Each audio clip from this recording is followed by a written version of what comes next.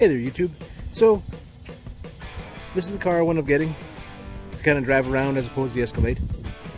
So, it's fairly small. It's a Saturn Astra. It's a 2008 model year. And they're kind of cool. Right now, it's got a couple lights on. And one of the big things is that it's got a check engine light. It's also very dirty. The tire pressure light's on, and it flashes a coolant message when you first go key on. Most any car, the first time you put the key in, you'll do like a bulb check basically, and it may not do all the bulbs the second time you put it in, but you can see a whole bunch of lights light up. That's a bulb check, verifying that a bunch of the bulbs work. If you're in an emission state, like the engine light needs to light up. Otherwise, it might be, indicative that someone pulled a bulb or something like that. And that's actually a common trick that the states will pull on you to make sure that you're inspecting the vehicle properly. But as you can see, tire pressure light's flashing. Anytime it's flashing, there's either a problem with the module or there's problems with the sensors themselves.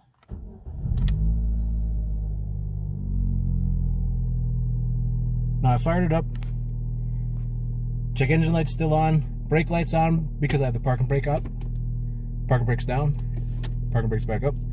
If you have a red parking brake light, that either means you have a brake failure, loss of pressure, or the parking brake's on. But as you can see, check engine light's on. It's saying coolant level. So before we get it too warm, we'll talk about that real fast.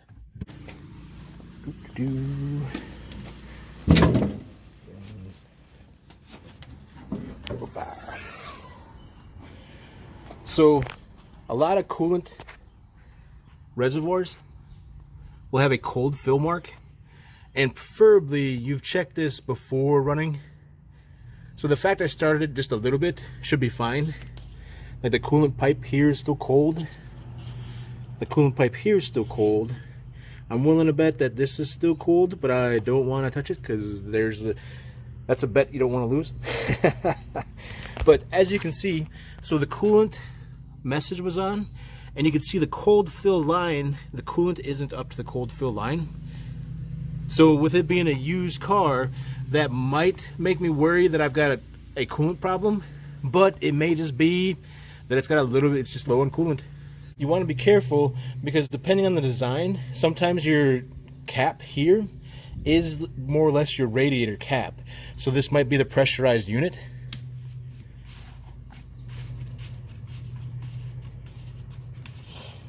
So you can hear a little bit of pressure released as I took that loose. And you want to be careful because obviously if it's hot, then you can't see too much of this old sticker, but it can come shooting out and burn your hand.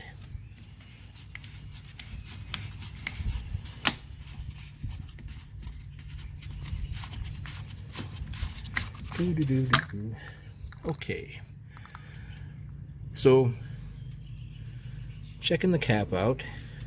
The rubber doesn't look bad on it.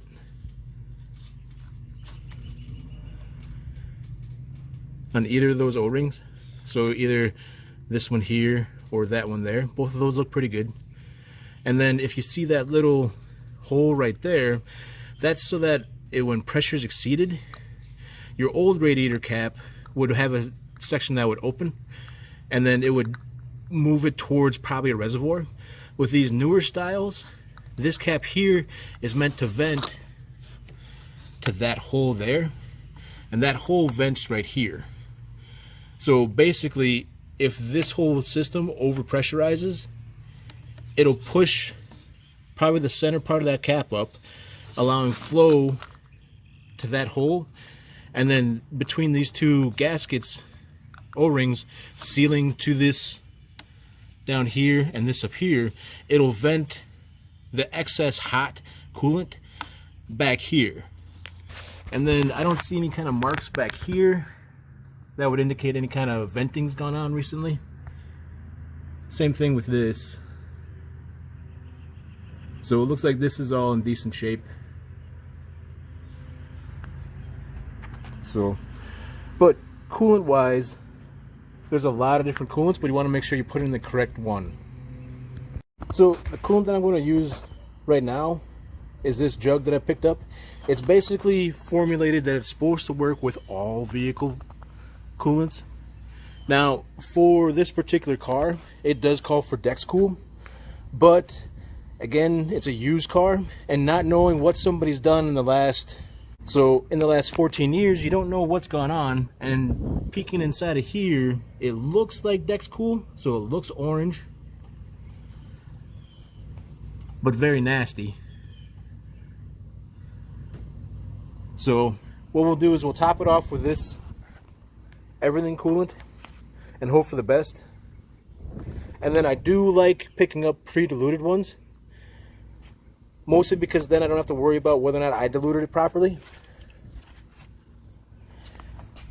And then the big thing is to always make sure that this is going to work with your vehicle. So this one's pretty simple theoretically, it's just saying everything should work. And the next thing to look at, because it may be different on these like all vehicle ones, is your freeze protection and boil protection. So you might be able to, or you may need to mix your own if you wind up needing better than negative 34 degrees Fahrenheit. So you would obviously put more coolant to water to increase your freeze point.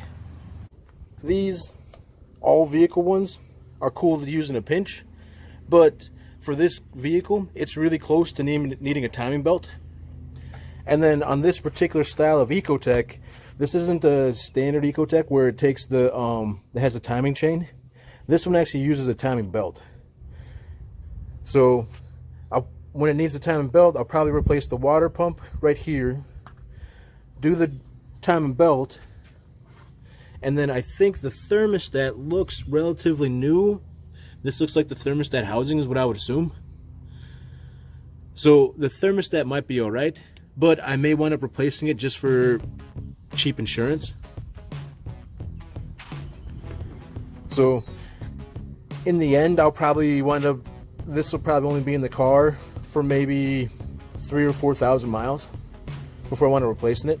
Right now, I just want to see if I can get it filled up. I'll fill it up to just slightly above the cold fill line, and then I'll see if in the next couple weeks if that winds up dropping back down below the cold fill line.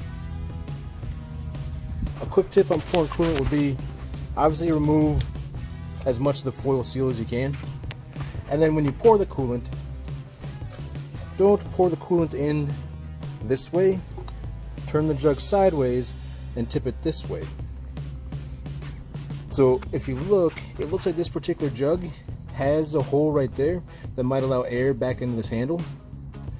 But if you're just doing it with maybe a cheaper jug or something like that, it may not have that feature. So this might be really good, and you might be able to pour it the normal way.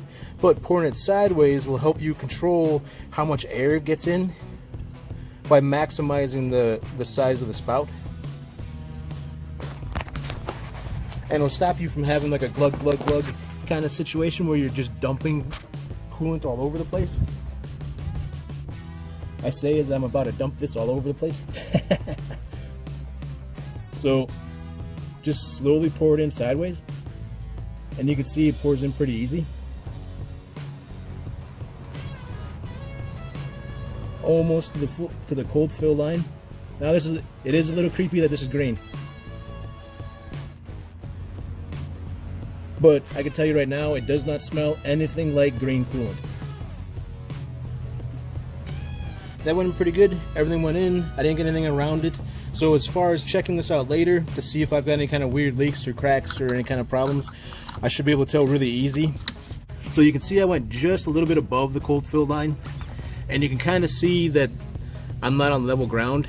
So over here, it's almost right on the line. Over here, it's just slightly over. So I'm good with that. And hopefully that'll prevent the light from coming on. And it should be plenty to let me know in case we have a problem. Alright, so back in the car, coolant stopped off. Go key on.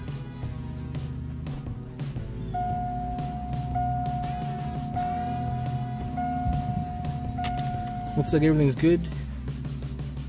Might as well fire it up real quick. Yep, so no coolant message.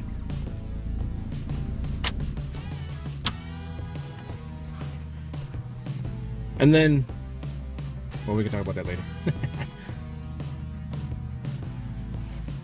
So, hope you guys liked the video. I'll check you guys next time.